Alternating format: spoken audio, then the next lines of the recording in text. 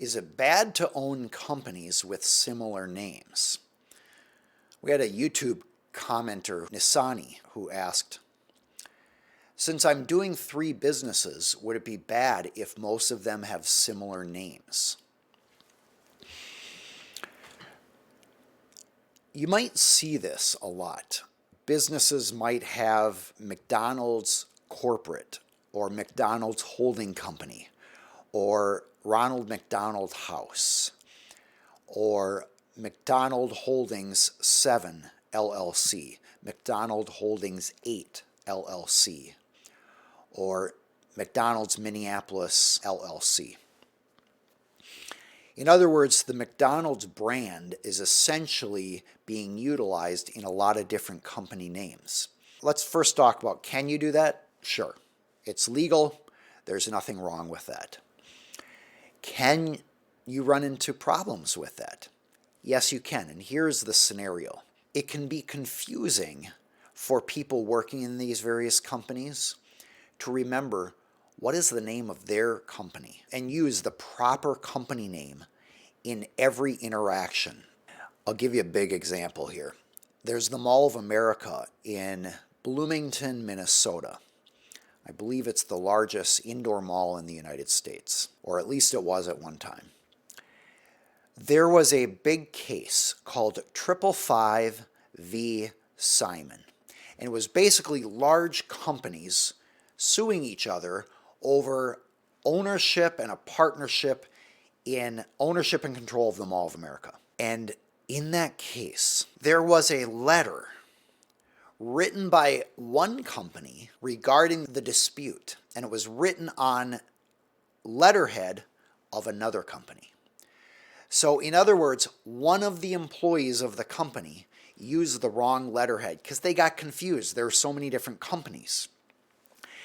And the court said in one of its orders, the party had made no distinction between the companies, so the court will not either. It's a paraphrase, but essentially, because the owner of the company wasn't able to keep track of or was not distinguishing between the different companies, the court would not either. In other words, the court would pierce the corporate veil between all of these companies and treat them all as the same, treat them all as alter egos of each other.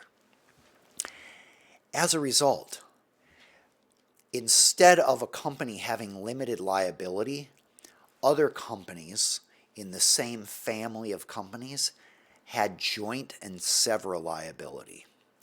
And this was an expensive error because the court reached in and ordered that proceeds be disgorged, millions of dollars be disgorged and taken for one of the other companies. If you're wondering what disgorged means, I have another YouTube video on that. We'll put a link to that down below in the description. So what's the takeaway here? It's fine if you have companies with similar names, but it's very important that you treat them as separate companies consistently. They all need to have their own bank account, their own financial records.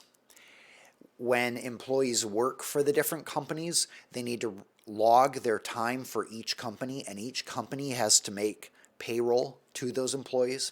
So for example, if you're working for 4 of your companies, you need to make sure that you're being paid by all 4 of those companies.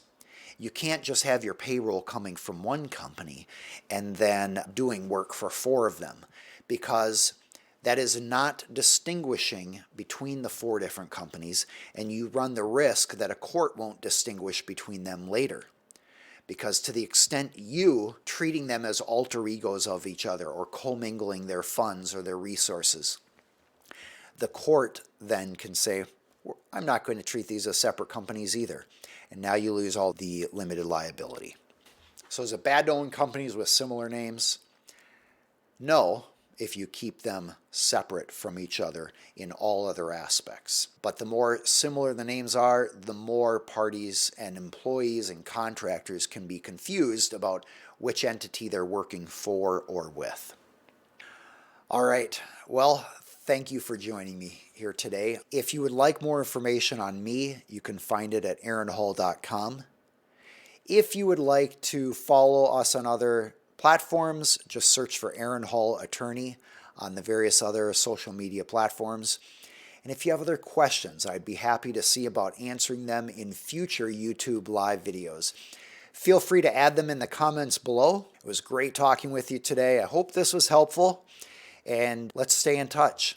You can sign up at aaronhall.com/free if you would like to receive those exclusive training videos for people who are trying to avoid common problems in small businesses.